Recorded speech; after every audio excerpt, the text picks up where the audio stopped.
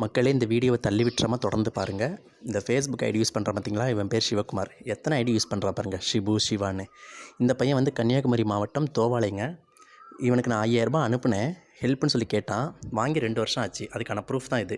இந்த பணத்தை கேட்க போகிறப்ப அவன் வீட்டில் இல்லைன்னு சொல்லிட்டு அவங்க அம்மா அவங்க அம்மா கிட்ட கேட்டதுக்கு அவங்க அம்மா என்ன பேச்சு தெரியுங்களா பேசுகிறாங்க.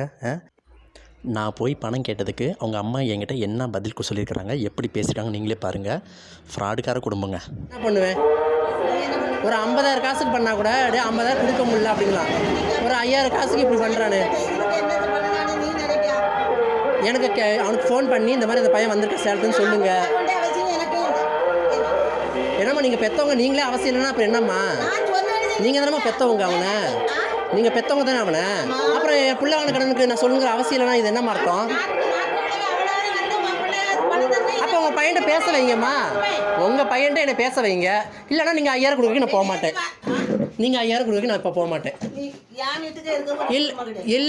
இல்லைன்னா நான் வந்து லோக்கல் போலீஸ் ஸ்டேஷனில் கம்ப்ளைண்ட் பண்ணிட்டு போகிறேன். லோக்கல் போலீஸ் ஸ்டேஷனில் கம்ப்ளைண்ட் பண்ணிக்கிறேன்.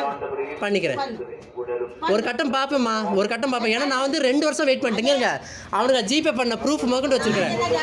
அவனுக்கு 5,000 அனுப்பிச்ச ஜிபே, அவன் எனக்கு வாய்ஸ் ரெக்கார்டில் போட்ட SMS, நான் அவனுக்கு சீக்கிரம் பணம் கொடுத்துட்றேன் நீ வெயிட் பண்ணு அப்படின்னு சொன்ன SMS எல்லாமே என்கிட்ட ப்ரூஃபோட தான் இருக்குது. நான் ப்ரூஃபோட தான் வந்திருக்கிறேன்.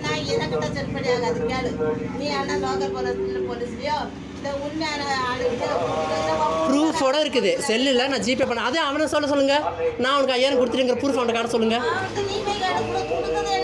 என்னம்மா நான் உங்கள் பெத்த பிள்ளைய தேடிட்டு நான் வீட்டுக்கு வந்திருக்கிறேன். அவனை நீ சொல்லலாம். நீங்கள் பெற்றவங்களா இல்லை என்ன பண்ணீங்க? நீங்கள் பெற்றவங்க தானம்மா.